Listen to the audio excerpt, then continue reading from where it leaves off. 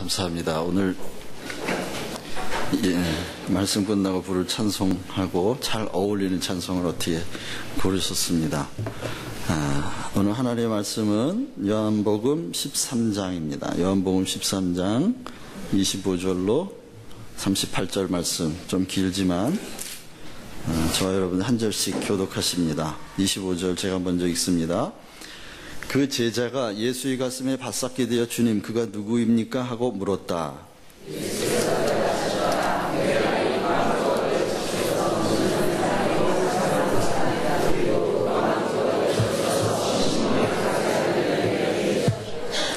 그가 그 빵 조각을 걷자 사탄이 그에게 들어갔다. 그때 예수께서 유다에게 말씀하셨다. 내가 할 일을 어서 하여라.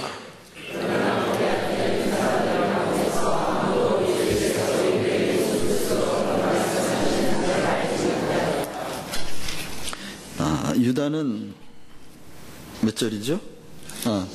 어떤 이들은 유다가 돈자루를 맡고 있으므로 예수께서 그에게 명절에 그 일행이 쓸 물건을 사라고 하셨거나 또는 가난한 사람들에게 무엇을 주라고 말씀하신 것으로 생각하였다.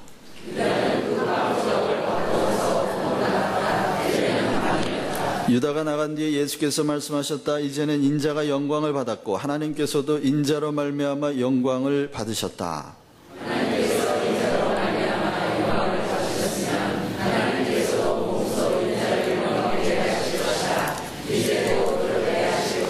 어린 자녀들아, 아직 잠시 동안은 내가 너희와 함께 있겠다. 그러나 너희가 나를 찾을 것이다.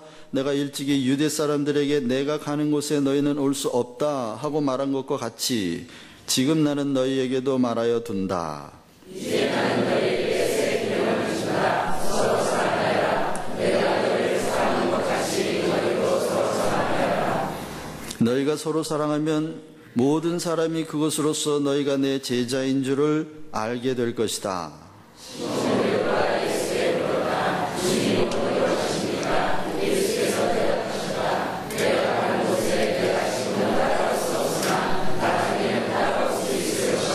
베드로가 예수께 말하였다. 주님, 왜 지금은 내가 따라갈 수 없습니까? 나는 주님을 위하여서는 내 목숨이라도 바치겠습니다.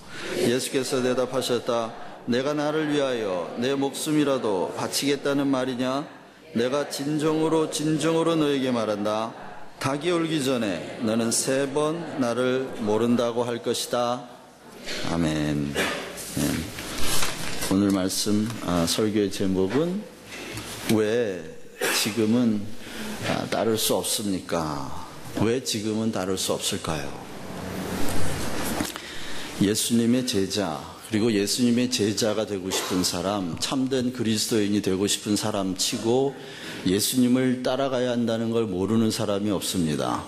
그리고 예수님을 따라가는 것, 잘 따라가는 것, 그래서 예수님이 가셨던 그 길을 잘 가는 것, 그것이 참된 신앙생활임을 모르는 사람이 없습니다. 그럼에도 불구하고 우리가 주님을 따라가는 일이 매번 장애에 막히고 따라가지 못한다고 하는 것을 알게 됩니다. 오늘 베드로가 한 이야기를 중심으로 왜 우리가 주님을 따라가지 못하는지에 대해서 좀 살펴볼까 합니다. 베드로가 누군지 여러분 잘 아시죠?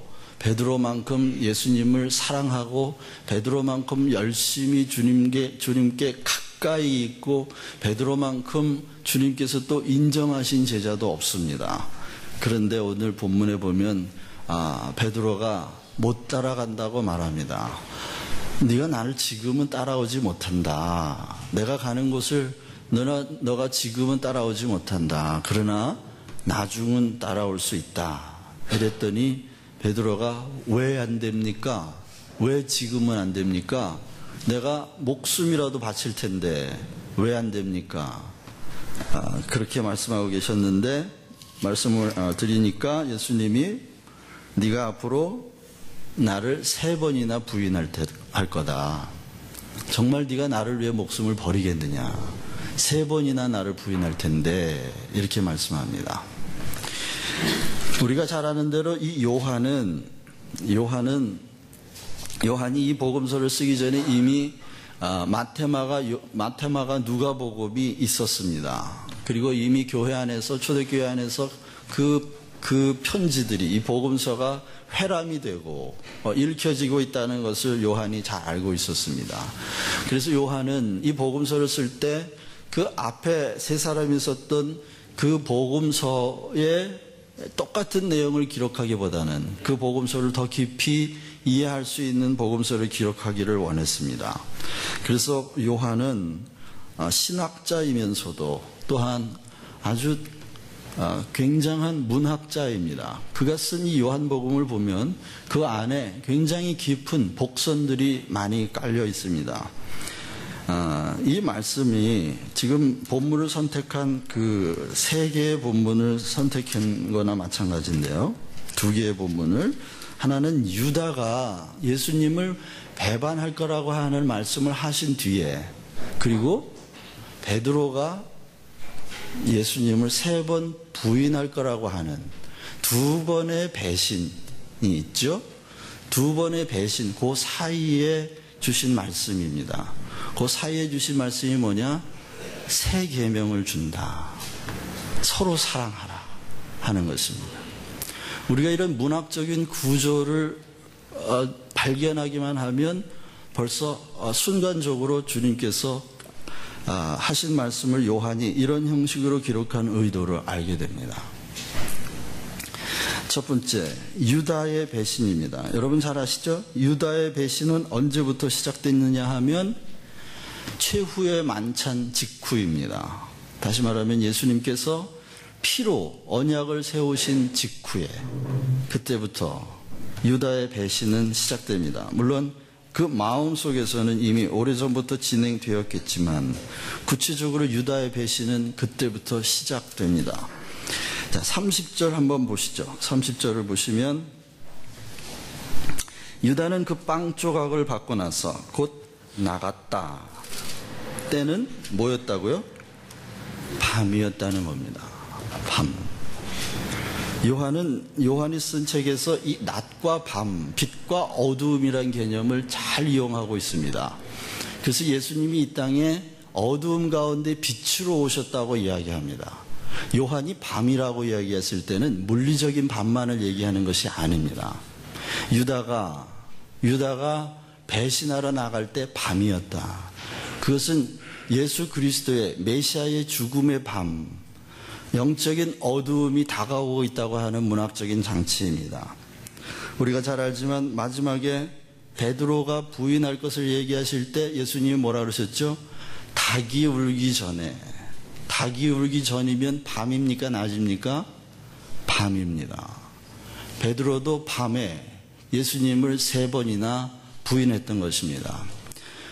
메시아, 그들이 그렇게 기다렸던 메시아. 베드로는 예수님을 메시아다, 그리스도라고 제일 먼저 고백한 사람이 베드로입니다. 그런데 그가 예수님을 부인하는 영적인 밤을 맞이하고 있다는 것입니다.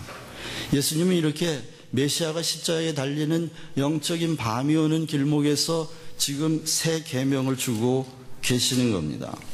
그래서 우리는 오늘 유다의 배신의 의미, 그리고 베드로의 배신의 의미를 보면서 영적인 어둠이 어떤 것인지를 발견해낼 겁니다. 그리고 주님이 왜 지금은 안 되는데 나중은 할 수 있다고 말씀하시는지, 그럼 언제 주님을 따라가는 것이 가능한지 그것을 살펴볼 것입니다. 먼저는 이 배신이 어디서 시작됐느냐 하면 식탁 공동체에서 시작됐다는 겁니다. 다시 말하면 예수님의 배신은 예수님을 모르는 사람이 예수님을 배신한 것이 아니라는 겁니다. 늘 같이 먹고 늘 같이 마시고 늘 함께 식구처럼 생활했던 3년 동안 주님을 따라다녔던 유다, 그 유다가 예수님을 배신했습니다. 그런데 그 유다가 돈 맡은 자였다고 기록합니다. 돈 맡은 자였다. 이게 무슨 뜻일까요? 돈을 맡은 자가 배신을 잘한다, 이런 뜻입니까? 모든 배신에는 돈과 관련이 있다, 이런 뜻입니까? 혹시 우리 교회 재정 보시는 분들 시험 드시지 말기 바랍니다. 돈 맡은 자가 배신한다. 이 무슨 말이냐면 돈 맡은 자였어요. 유다가 한 말이 있죠. 예전에 어떤 여인이 그 향유를 탁 깨트려가지고 주님께 드리니까 아유 그거 팔아가지고 가난한 사람들 먹일 수 있을 텐데 이렇게 말했던 사람이 유다입니다.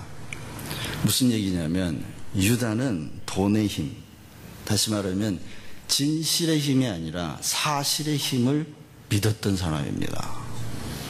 진실보다도 사실이 중요하다고 생각했던 사람입니다.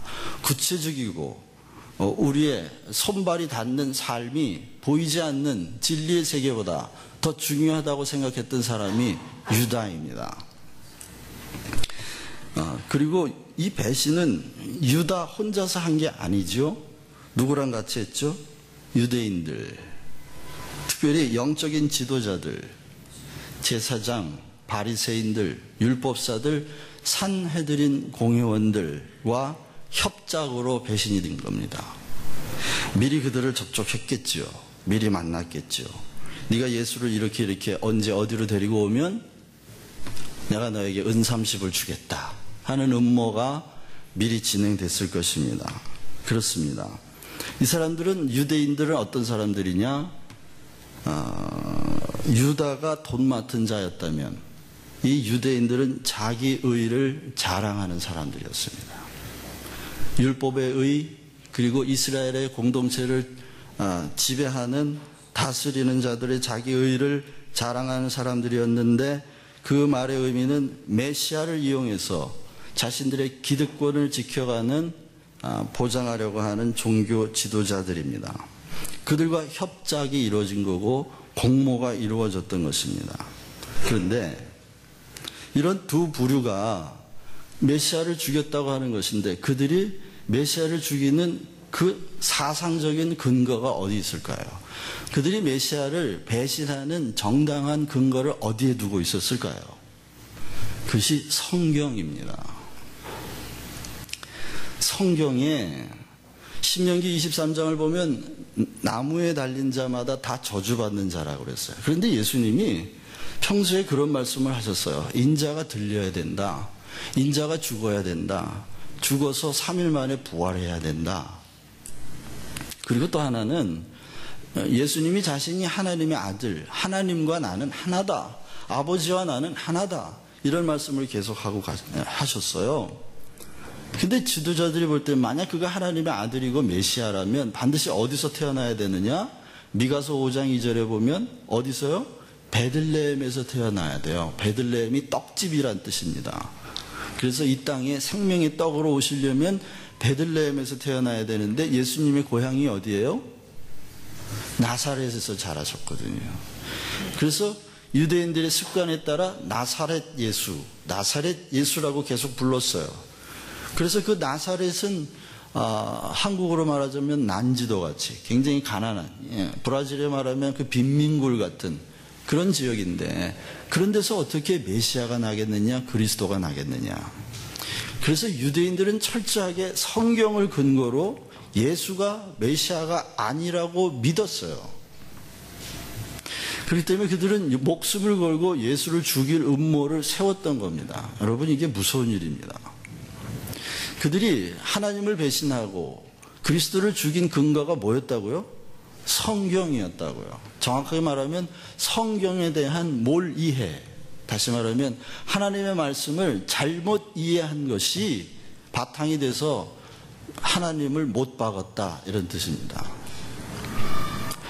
그러니까 오늘날로 말하면 이 성경을 잘못 안다는 것이 얼마나 커다란 실수를 우리에게 가져오는지 모릅니다. 율법을 진리로 자랑하는 사람들이었던 거죠. 여러분, 율법은 모세에게서 왔으나 은혜와 진리는 누구에게서 왔다고 지금 얘기하고 있죠? 요한은 은혜와 진리는 예수님을 통해서 왔다고 말합니다. 그러면 지금 요한복음만 잘 읽어도 율법과 진리를 구분하고 있다는 걸 알게 되죠? 그런데 유대인들은 율법이 진리라고 생각을 했어요. 그러니까 분명히 성경을 알고 성경을 잘 믿고는 있었지만 잘못 믿고 있었던 것이죠. 진리는 여러분 율법이 아니라 생명으로 경험되는 겁니다. 여러분 율법